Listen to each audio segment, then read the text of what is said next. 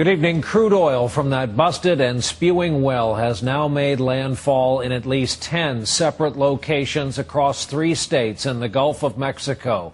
And the beautiful wetlands of southern Louisiana won't be the same for a long time to come. By conservative estimates, 6 million gallons of crude has entered those waters now. Animals are turning up covered in oil. Many have already died. The latest attempt to stop it will have to wait till next week. In the meantime, this gets worse every minute, and jobs and lives in that region are on hold indefinitely. In a moment, we'll talk to a local official who long ago ran out of patience. We'll begin here tonight, however, with our Chief Environmental Affairs correspondent, Ann Thompson, in Venice, Louisiana. Ann, good evening.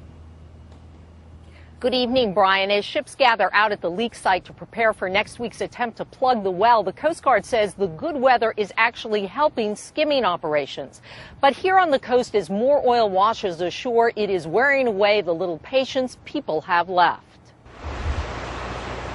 Where there should be tourists on blankets, there is a nasty coat of oil, closing the beaches on what locals call the Cajun Riviera. Hello, can I help you? And in Doty Vegas's reservation book, many cancellations for vacation cabins in Grand Isle. All these are all cancellations because of the oil. So it just goes on and on.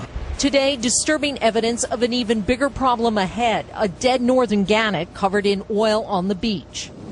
Tired of waiting for federal government approval to build new barrier islands, Louisiana's frustrated governor announced he'd take matters into his own hands. We've already got a contracted dredge out there. We're going to go ahead and start. In Drake's Bay, it's a race against oil on Mitch Jurasich's oyster boat. Does it just seem inevitable? Oh, it's inevitable. It's coming. It's there. It's right offshore right now as we speak. A potentially deadly threat to the 12,000 acres Mitch farms and the 3-generation tradition he wants to pass on to his son Nathan. A noisy, dirty job that Mitch is furious at BP for endangering. I'm angry with the lies. You know, the lies we hear. I mean, 2,000 barrels a day. Now it's 5,000 barrels a day. Now it could be 20,000 barrels a day. Why don't you just tell us the truth? A federal task force is trying to determine the leak rate, but BP says it is working from the 5,000 barrel estimate for next week's attempt to stop the oil. Called Top Kill, the company will shoot heavy drilling mud through the blowout preventer and into the well to cap it. I think it's got a very reasonable chance of success. Of course, when you're doing things at 5,000 feet using remotely operated vehicles, it's easier to say than to do.